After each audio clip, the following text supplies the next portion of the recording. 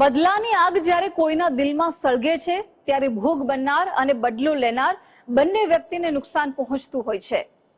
બદલો લેવાથી ક્ષણિક શાંતિ ચોક્કસથી મળી શકે છે, પરંતુ ત્યાર પછીના જે પરિણામ આવે છે એ રાતની ઊંઘ હરામ કરી દેતા હોય છે।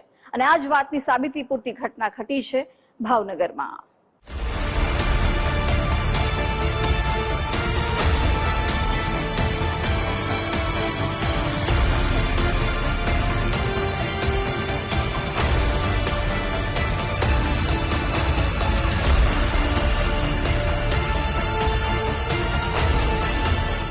લંગડાતી ચાલ, માંડ માંડ જમીન પર મુકાતા ડગ। થોડા દિવસ પહેલા જે પોતાને ખેરખા સમજતા હતા એ કહેવાતા દાદાઓના ચહેરા પરના હાવભાવ જોઈ સમજી શકાય છે કે પોલીસ સ્ટેશનમાં તેમની કેવી સર્વિસ કરવામાં આવી છે। આ ત્રણેય શખ્સ પર પોલીસ પુત્રની હત્યાનો આરોપ છે। ભાવનગરમાં પોલીસ પુત્રની હત્યાનો ઉકેલાયો ભેદ। ત્રણ ભાઈએ ભેગા મળી પોલીસ પુત્રની કરી હત્યા। સરા જાહેર છરીના ઘા ઝીંકી ઉતાર્યો મોતને ઘાટ। ત્રણ આરોપીઓને સાથે રાખી ઘટનાનું રિકન્સ્ટ્રક્શન। ભાવનગરના સુભાષનગર વિસ્તારમાં 3 દિવસ પહેલા કેવલ વાઘોશી નામના યુવકની સરા જાહેર હત્યા કરી દેવામાં આવી હતી। 28 વર્ષીય દીકરાની હત્યાને લઈને ઘોઘા રોડ પોલીસ સ્ટેશનના એએસઆઈએ ફરિયાદ નોંધાવી હતી। તેના આધારે ઘોઘા રોડ પોલીસે કેવલની હત્યામાં સામેલ અર્જુન સાટિયા, ભરત સાટિયા અને ભાર્ગવ સાટિયાની ધરપકડ કરવામાં આવી છે। ત્રણેય આરોપીઓની બરાબર સર્વિસ કરી ઘટના સ્થળે લઈ જવાયા હતા। કેવી રીતે સરા જાહેર હત્યાને અંજામ અપાયો તેનું પંચનામું કર્યું હતું। આ દરમિયાન કોઈ અનિચ્છનીય બનાવ ન બને એ માટે ચારે બાજુ પોલીસનો કાફલો તૈનાત કરાયો હતો।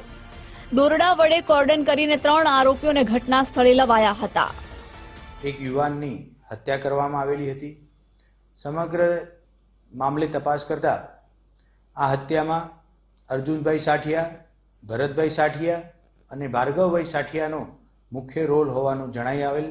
ત્યારબાદ ભાવનગર જિલ્લાની એલસીબી, એસઓજી તથા સ્થાનિક બી ડિવિઝન પોલીસ સ્ટેશનના પોલીસ અધિકારી કર્મચારીઓ દ્વારા આરોપી શોધી કાઢવા માટે જહેમત કરવામાં આવેલી, જેના આધારે ઉપરોક્ત ગુનાના ત્રણેય આરોપીઓ આજરોજ પકડી કાયદેસરની અટક કરવામાં આવેલી છે। 7 વર્ષ જૂની અદાવતમાં સનસનીખેજ હત્યા। ભાઈના ખૂનનો બદલો લેવા ખેલાયો ખૂની ખેલ। ભાઈની હત્યાની અદાવતમાં ફિલ્મી ઢબે કરી હત્યા। 28 વર્ષીય દીકરા કેવલની લાશ પાસે ખાખી વર્દીમાં બેસી હૈયાફાટ રુદન કરનાર આ મહિલા એએસઆઈનું નામ રેખાબેન વાઘોશી છે, જે ઘોઘા રોડ પોલીસ સ્ટેશનના એએસઆઈ તરીકે ફરજ બજાવે છે। 2 દિવસ પહેલા ઘોડા રોડ વિસ્તારમાં એક હત્યા થઈ હોવાની સ્થાનિક પોલીસ સ્ટેશનમાં માહિતી મળી। તેના આધારે એએસઆઈ રેખાબેન તેમની ટીમ સાથે ઘટના સ્થળે આવ્યા। રસ્તા પર લોહી લુહાણ હાલતમાં એક યુવકની લાશ પડી હતી। તેની પર સફેદ કપડું ઓઢાડેલું હતું।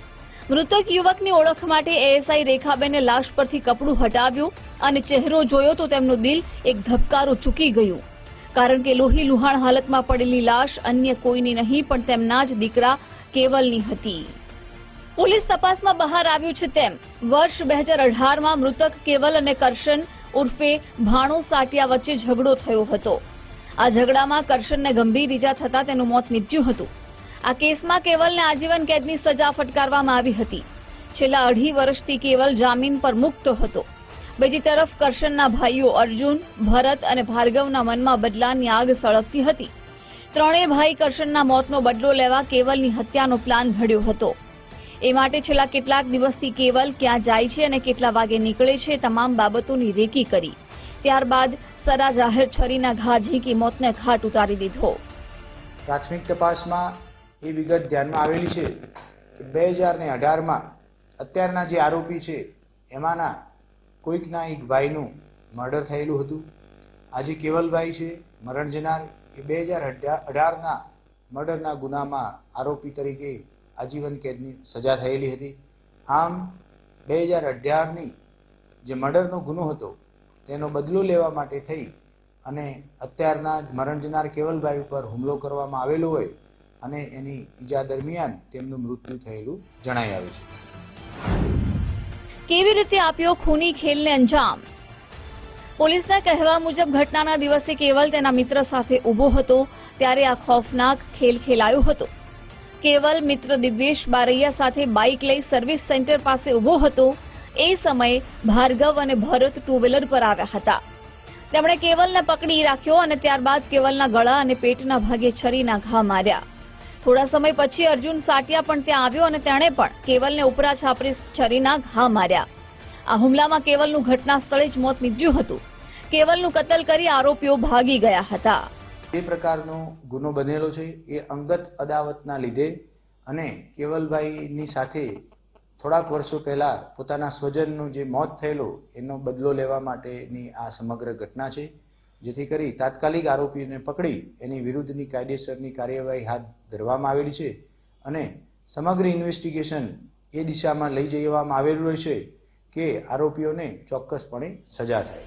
કતલની આ કહાનીનું કેન્દ્ર બદલો છે.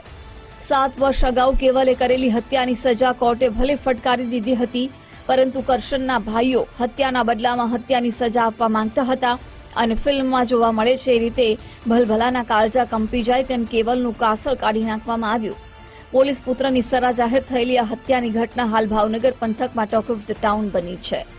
કૃણાલ બારડ, ગુજરાત ફર્સ્ટ, ભાવનગર.